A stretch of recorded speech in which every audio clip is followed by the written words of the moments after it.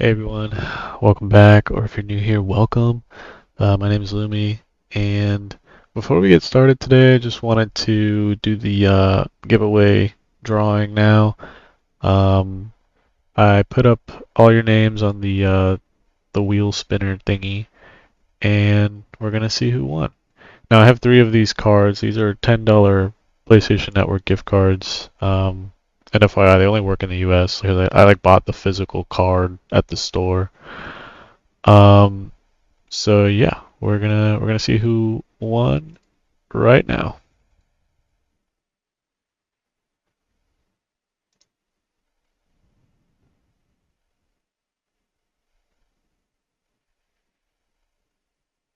All right, congratulations to Faded Mirage. You are the first winner here. Let's see the next one.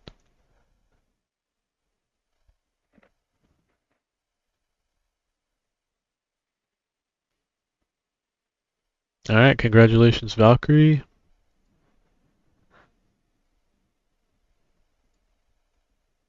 And let's see who our final winner is.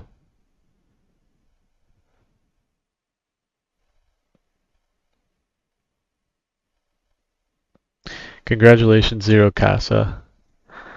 Alright guys, thanks for playing, thanks for participating. I'm probably gonna do another one of these, probably at I'd say like 250 subscribers is another great landmark, or milestone, I guess. So I'll probably do one then, or if I get to 50 videos uploaded, whichever comes first, I'll do another giveaway. I'll try to make it, maybe a little bit bigger this, next time.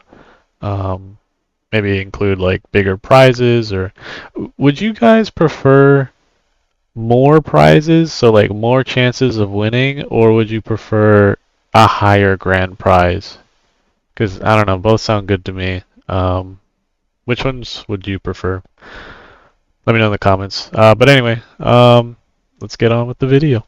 Total household debt in the United States has now surpassed 17.9 trillion dollars. In just the third quarter of this year, U.S. household debt increased by $147 billion, reaching a now total 17.9 trillion. And this marks a 0.8% rise from the previous quarter and continues the upward trend observed over the recent years. And this increase includes various debt categories like mortgages, auto loans, credit cards, and pretty much any other debt that you can possibly get. And credit cards are a big one. They fuel America's addiction to going and spending money when we don't have it. Right now, as of the third quarter in this year, United States credit card debt reached a record high of $1.17 trillion. And this reflects a $24 billion increase from the previous quarter. Coming in hot with this one. Hey everyone, welcome back, or if you're new here, welcome. My name is Lumi, and today we're going to be looking at some more TikToks about the housing crisis here in America. So this one, I know this guy. I've seen him before. He's pretty popular. I see him a lot on YouTube. Like he does a bunch of YouTube shorts that often get pushed to my feed because I'm always looking at like just like the housing market, like trends and like the economy and stuff like that. Because I feel like it's important to, do your homework and be up to date on that sort of thing.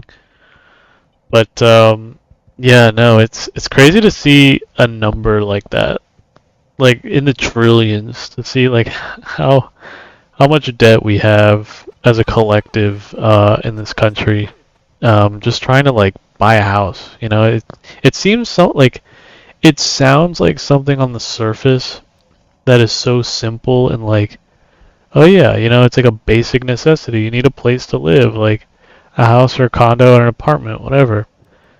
Yet, pretty much all of our money goes towards that. It's kind of insane if you think about it. I am so tired of hearing what boomers have to say about what young people should be doing in the housing market today. The boomers on Twitter are all yelling about how no one buys starter homes anymore. We all want 5-bed, 5-bath houses as our first homes. And of course, everyone is telling them like, In a lot of places, this is $500,000 now. Like, starter home prices don't exist for a lot of people, and that is true. But the point I want to make is people are not buying starter homes at starter home ages.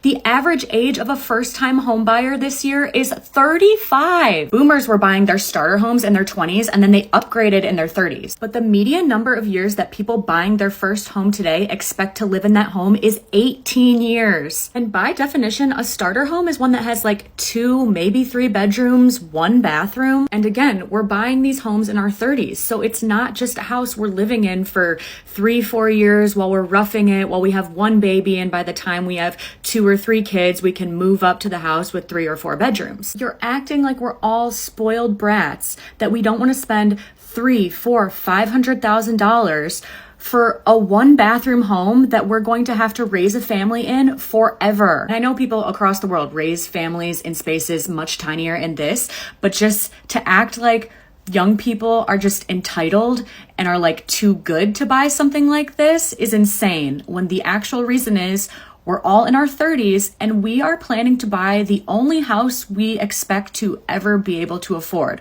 Boomers were shopping for this at age 27, and they knew at age 31 they could go buy their 5-bedroom house. Yeah, I think the point of this video, this TikTok right here, is that like you can't compare what boomers had to what we have today. Like it's like comparing apples to oranges, you know? Like they obviously the boomers had a much easier time, you know, collecting their money, putting their money together, being able to save and put it towards a house. And they even knew that like, okay, this isn't going to be my forever home. It's going to be just, you know, my starter. Like the concept of a starter home, like I don't hear that anymore, you know? Like, but that used to be like a term that you would use if, I guess, if you were like a boomer or like Gen X. Like, yeah, it's like implied that your first home won't be your last.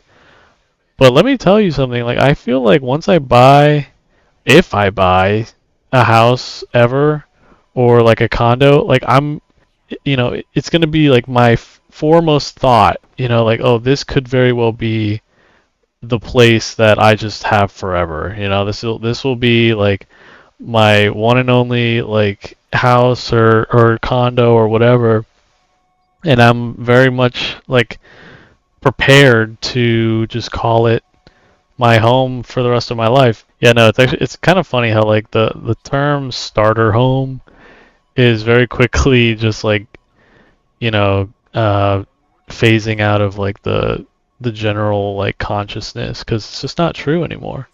Like once you buy a place, you're pretty much like shackled to it, you know? AI from this video game just solved the housing crisis in America, but not everyone's going to like this answer. In the new video game City Skylines 2, they implemented a bunch of new features to make it as realistic as possible to an actual economy, the changes in the economy, and everything that happens when you're building a city and a society. Again, they were trying to make it as realistic as possible. And what they found is, just like today, as people were building and selling homes, it became so expensive in the market that nobody in the population that they had created in this game was able to afford a home. It turned into a major housing crisis. And what did the AI do to solve the problem? Get rid of all the landlords. Make it impossible to become one. The game made it so you were only able to purchase a home. You could never rent anything. And what do you know? Sure enough, give it a little bit of time and housing prices dropped way, way low. People could afford homes again.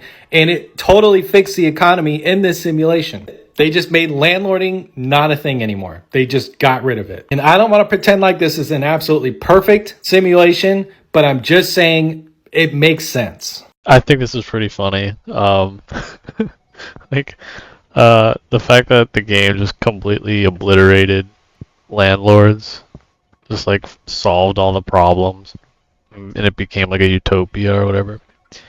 Yeah, I don't know. I feel like we definitely need maybe like I don't know about like private, like individual landowners or landlords being like completely removed from just the market.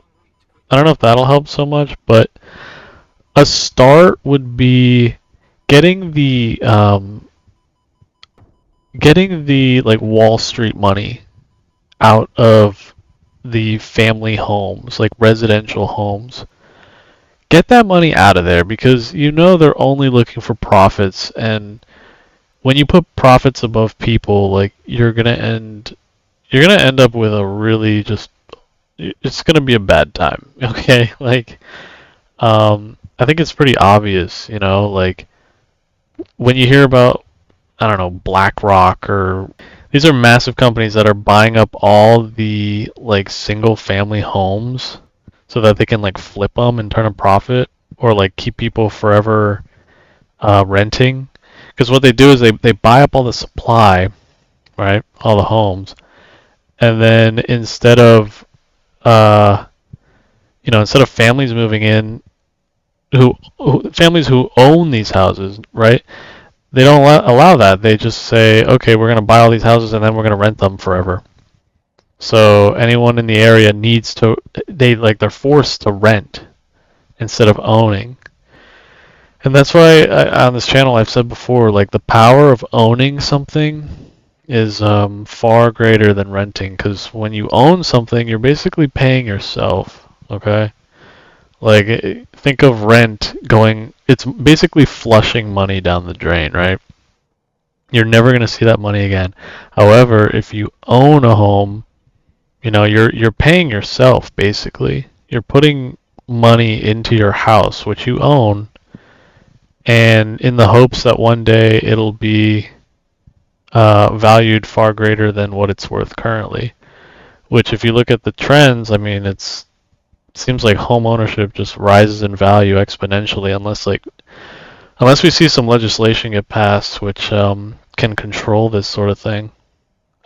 Because right now it just feels like big governments asleep at the wheel, and like no one seems to want to stand up to these giant mega corporations that are buying up all the houses, or like these financial institutions that are buying up all the housing.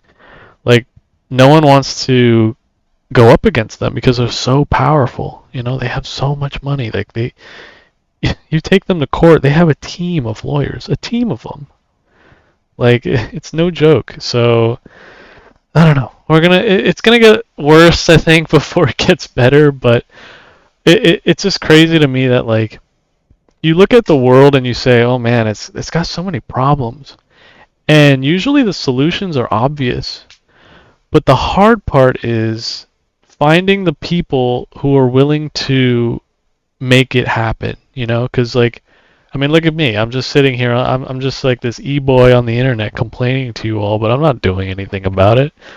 Like, I'm not gonna act like I'm doing something about it I mean, maybe a very small part is just like complaining and like uploading it for the world to see, like maybe it helps a little bit by just like, I mean, the first step to anything is like being aware of it, right? Awareness is usually the first step.